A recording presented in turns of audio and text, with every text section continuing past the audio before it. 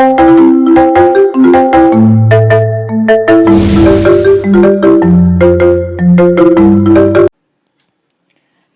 की शुभकामनाएं। आज है चैत्र शुक्ल एकम, युगाब्द 5119, विक्रम संवत 2074। चैत्र मास की शुक्ल प्रतिपदा को गुड़ी पड़वा, वर्ष प्रतिपदा या उगादि कहा जाता है। इस दिन हिंदू नववर्ष का आरंभ होता है। गुड़ी का अर्थ विजय पताका होता है। युग और आदि शब्दों की संधि से बना है उगादि। आंध्र प्रदेश और कर्नाटक में उगादि और महाराष्ट्र में ये पर्व गुड़ी पड़वा के रूप में मनाया जाता है। इस दिन से नया संवत्सर शुरू होता है। इस तिथि को नव संवत्सर भी कहते हैं। चैत्र ही एक ऐसा महीना है जिसमें वृक्ष और लताएं पल्लवित और पुष्पित होती हैं। शुक्ल प्रतिपदा का चंद्रमा की कला का प्रथम दिवस माना जाता है। जीवन का मुख्य आधार वनस्पतियों को सोमरस चंद्रमा ही प्रदान करता है। इसे औषधियों और वनस्पतियों का राजा कहा गया है, इसीलिए इस दिन को वर्ष का आरंभ माना जाता है।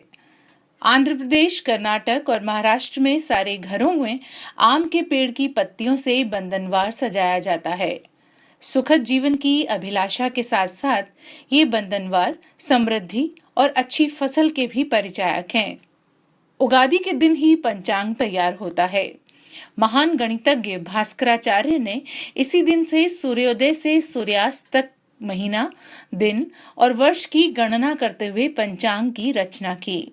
कहा जाता है कि शालिवाहन नामक एक कुम्हार के लड़के ने मिट्टी की सेना बनाई और उस पर पानी छिड़क कर उसमें प्राण फूंक दिए और इस सेना की मदद से शक्तिशाली शत्रुओं को पराजित किया।